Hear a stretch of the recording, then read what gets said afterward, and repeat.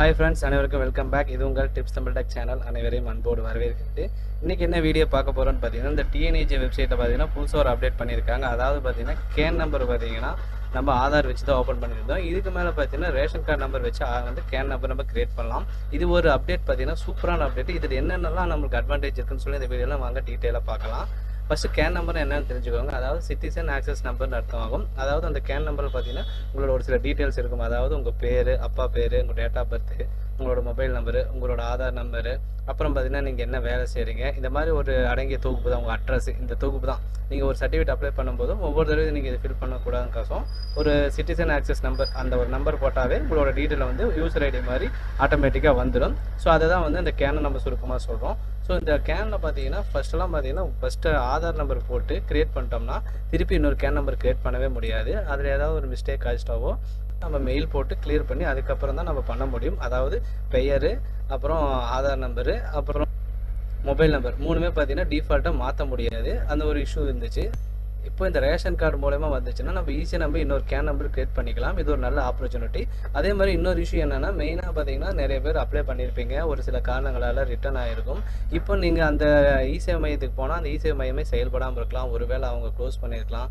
ஒருவேளை அந்த இடத்துக்கு போக முடியாத சூழ்நிலையாக இருக்கலாம். நம்மளோட கேன் நம்பர் பார்த்தீங்கன்னா பாதியில் அங்கே மாட்டிக்கும். நம்ம அதை ரீட்ரைவும் பண்ண முடியாது. ஒரு ரெசிடென்ட் சர்டிஃபிகேட் ஆகட்டும், ஒரு கம்யூனிட்டி சர்டிஃபிகேட் ஆகட்டும், ஏதோ ஒரு சர்டிஃபிகேட் போட்டு நம்ம வந்து ரிட்டர்ன் நம்ம சரியாக பண்ண மாட்டோம்னா அந்த மாதிரி பெண்டிங் நிற்கும். திரும்ப அப்ளை பண்ணும்போது பார்த்தீங்கன்னா அந்த சென்டருக்கு போய் தான் பண்ணுற மாதிரிலாம் இருக்கும். அந்த மாதிரி நிறைய இஷ்யூலாம் இருந்துச்சு.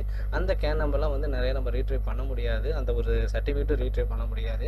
ஸோ இதெல்லாம் வந்து நிறைய இஷ்யூ இருந்துச்சு. இப்போ பார்த்தீங்கன்னா நம்மளுக்கு இந்த இடத்துல ஃபேமிலி கார்டு மூலமாக வச்சு பண்ணோம்னா ஈஸியாக உங்களோட பேர், அதாவது உங்களோட மொபைல் நம்பர் ஏதாவது தவறாக இருந்துச்சுன்னா ஈஸியாக வந்து அப்டேட் பண்ணுறதுக்கான ஒரு ஆப்ஷன் இருக்குது. உங்களோட பெயரில் ஏதாவது தவறு இருந்தாலும் இப்போலாம் பார்த்தீங்கன்னா பர்த் சர்டிஃபிகேட் வந்து இம்பார்ட்டன்ட் பண்ணுறாங்க. ஸோ அந்த பர்த் சர்டிஃபிகேட்டில் ஒரு மாதிரி இருக்கும், நம்ம கேன் நம்பர் ஆதாரில் ஒரு மாதிரி இருக்கும்.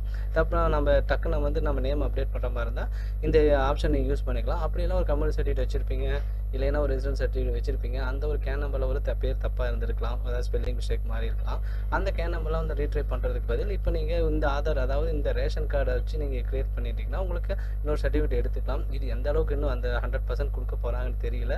ஏன்னா இந்த ஆப்ஷன்லாம் வந்து நான் இப்போ யூஸ் பண்ணி பார்த்தேன், 100% ஒர்க் ஆகுது. அதே மாதிரி பார்த்தீங்கன்னா ஒரு ரேஷன் கார்டை வச்சு 2-3 கேன் நம்பர் க்ரியேட் ஆகுது. நான் க்ரியேட் பண்ணி பார்த்தேன், நல்ல ஒரு இஷ்யூ எதாவது இருந்துச்சு. சரிங்களா ஃப்ரெண்ட்ஸ்? அதே மாதிரி பார்த்தீங்கன்னா ஒரு கேனில் ஏதாவது தவறு இருந்தாலும் நம்ம இன்னொரு கேன் கூட ட்ரை பண்ணிக்கிற மாதிரி ஒரு ஆப்ஷன் வந்திருக்கு.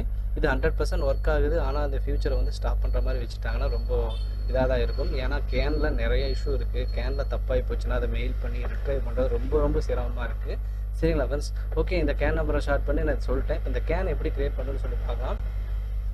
இந்த tnESevai.gov.in அப்படிங்கிற இணையதளத்துக்கு வந்தீங்கன்னா இந்த இடத்துல பாருங்கள், இந்த இடத்துல உங்களிடம் ஆதார் எண் இல்லை எனில் இந்த ஆதார் எண் மூலம் பார்த்தீங்கன்னா கேன் நம்பர் பதிவு செய்ய இங்கே கிளிக் பண்ணுங்கன்னு கொடுத்துருக்கோம். அதாவது குடும்ப அட்டை வச்சு பண்ணுற மாதிரி இருக்கலாம். இதுக்கு பார்த்தீங்கன்னா ஃபஸ்ட்டு யூசர் ஐடி பாஸ்வேர்டு நம்மளுக்கு இருக்கணும். யூசர் ஐடி பாஸ்வேர்டு இல்லாதவங்க நான் டிஸ்கிரிப்ஷன் பாக்ஸில் லிங்க் கொடுக்குறேன். எப்படி நம்ம இந்த யூசர் ஐடி பாஸ்வேர்டு கிரியேட் பண்ணணும்னு சொல்லி பார்த்துட்டு வாங்க. சரி ஃப்ரெண்ட்ஸ், யூசர் ஐடி பாஸ்வேர்டு இருக்கிறவங்க டேரெக்டாக அதுக்குள்ளே வந்துருங்க. இதில் 2 மூலமாக பண்ணலாம். அதாவது சிட்டிசன் மூலமாக பண்ணலாம், ஆப்ரேட்டர் ஐடி வச்சுருக்கவங்களும் நம்ம இதை பண்ணிக்கலாம்.